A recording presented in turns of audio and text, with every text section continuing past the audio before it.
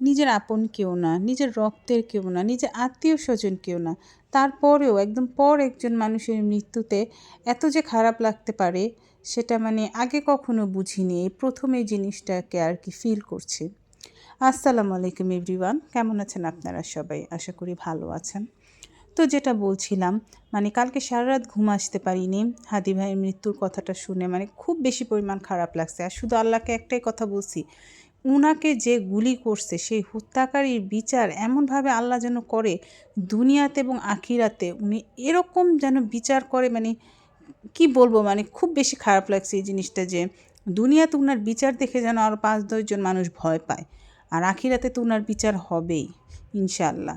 কারণ একটা মানুষকে এভাবে করে মারলো, মানে এটা মেনে নিতে পারছি না। আর এই ১ম মনে হয় আমার কোনো রাজনৈতিক ব্যক্তি যার মৃত্যুতে এত বেশি খারাপ লাগছে। আমি রাজনীতি এত বেশি বুঝি না, আমি এগুলির মধ্যে থাকিও না, কিন্তু উনাকে আমার খুব বেশি ভালো লাগে, আমি লাগে। তো উনার মৃত্যুতে খুব বেশি পরিমাণ কষ্ট পেয়েছি, মানে কিছু বলার নেই। আজকেও সারাটা দিনও খুব বেশি খারাপ লাগছিল। শুধু মানে ফেসবুকে ঢুকলেই উনার ভিডিওগুলো দেখি, যেটা দেখলে খুব বেশি পরিমাণ কষ্ট হয়।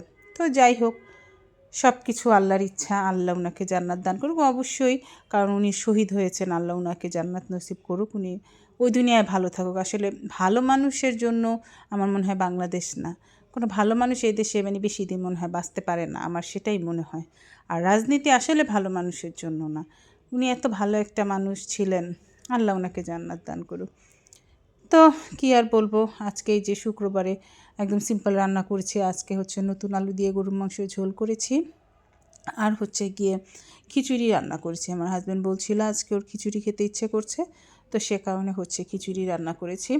এই যে অত বেশি ভিডিও ক্লিপ নেই উনি, টুকটাক যতটুকু পেরেছে। তো ফার্স্টে তো আমি ইলেকট্রিক চুলায় মাংস বসিয়ে দিয়েছি, তারপরে গ্যাস আসার পরে হচ্ছে গিয়ে আমি খিচুড়িটা বসিয়েছি, আর লাস্টের দিকে হচ্ছে আমি একটু ঘি দিয়েছি আর পেঁয়াজ আর একটু কী বলে রসুন দিয়েছি। এটা দিলে খিচুড়ির ফ্লেভারটা খুব বেশি ভালো আসে।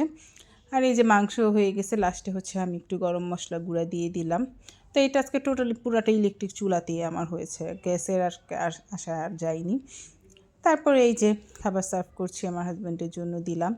আর একদম শসা কুচি কুচি করে আমাকে বলেছিল যে সালাদ বানাও, তো সেটা সালাদ বানিয়েছে। তো সে সালাদ দিয়ে খিচুড়ি খেলো। আলহামদুলিল্লাহ ভালোই লেগেছে শীতকালের খিচুড়ি।